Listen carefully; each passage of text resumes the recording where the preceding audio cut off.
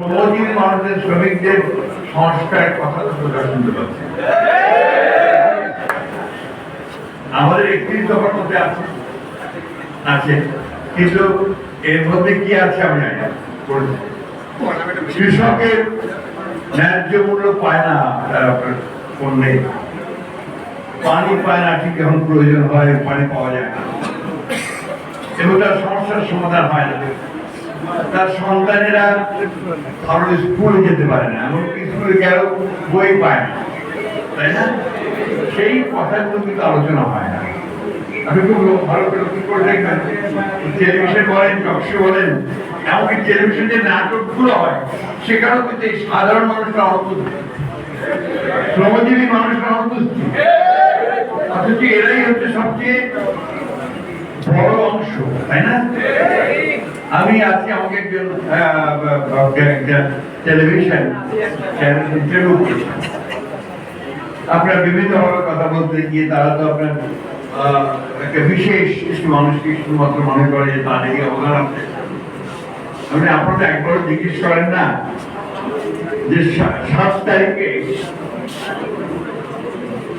BNP অফিসের সামনে পুলিশের গুলিতে যে মজবুর শহীদ হয়েছিল সে কে ছিল? সে ছিল একটা আপনার ফ্যাক্টরি শ্রমিক, শাওন ভোলা, সে অটো চালাতো। মুন্সিগঞ্জে বা নারায়ণগঞ্জের যারা আত্মাহুতি দিয়েছিল তারা কিন্তু গণতন্ত্রের জন্য আত্মাহুতি দিয়েছিল, তারাও শ্রমিক ছিল। আমি শ্রমিক দলকে বলবো এই তালিকাগুলো কিন্তু আপনাদের থাকা উচিত। আপনার থাকা উচিত যে এই আন্দোলনে, আমি শুধু এই জুলাই আগস্টের আন্দোলনের কথা বলছি না, আমি 15 বছরের আন্দোলনে আপনাদের শ্রমিক কতজন শহীদ হয়েছে তার একটা তালিকা। আমি আশা করব যে আমাদের শ্রমিক নেতৃবৃন্দ প্রায় বিষয়টার গুরুত্ব দেবেন এবং এই তালিকা তারা তৈরি করবেন। বন্ধুগণ, বক্তব্য বাড়াতে চাই না, একটা কথা মনে রাখতে হবে, আমাদের দিকে সজাগ থাকতে হবে। আমাদেরকে মনে রাখতে হবে যে আমাদের সংগ্রাম এখনো শেষ হয়নি। যে কথা আমাদের খান ভাই বলেছেন, আমরা কিন্তু এখন সেই গণতান্ত্রিক উত্তরণ আমাদের হয়নি। আমরা নির্বাচনের মধ্য দিয়ে একটা নির্বাচিত সরকার বা পার্লামেন্ট এখনো পাইনি। পেয়েছি কি? সেই জন্য আমাদেরকে অত্যন্ত সাবধানতার সঙ্গে, দৃঢ়তার সঙ্গে, সচেতনতার সঙ্গে আমাদেরকে কিন্তু কাজ করতে হবে। দলকে আরো সুদৃঢ় করতে হবে, সংগঠনকে আরো শক্তিশালী।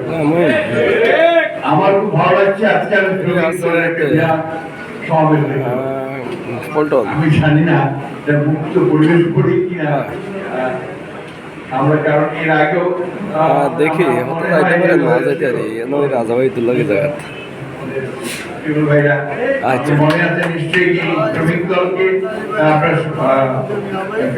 সংগঠিত করবার জন্য অনেকগুলো ব্যবস্থা নেওয়া হয়েছে, বিভিন্ন জেলাগুলোতে বিভাগগুলোতে কাজ করা হয়েছিল।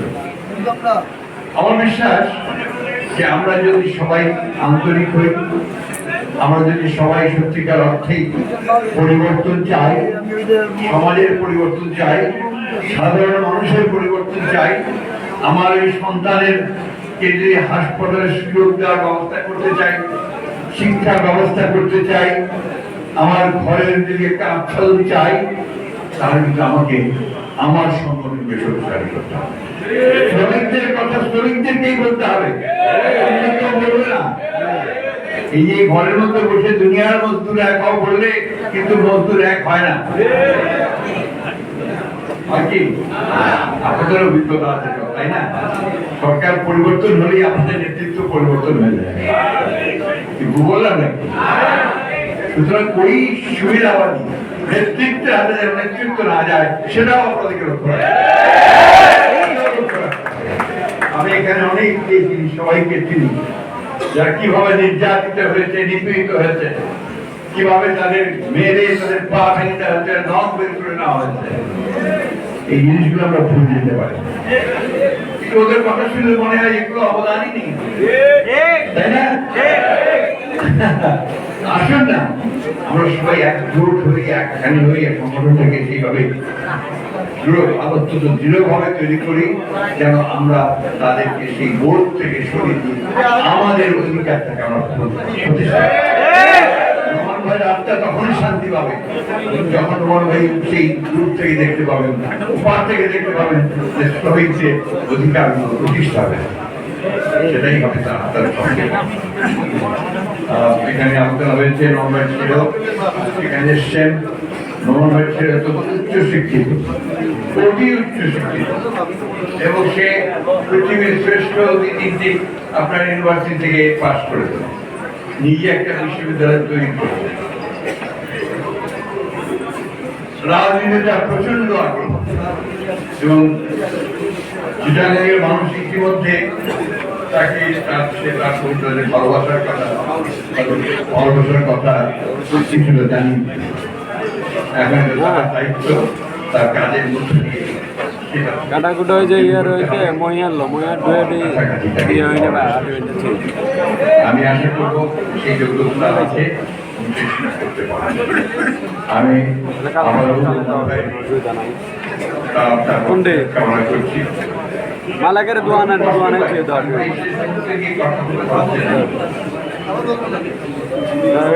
আরো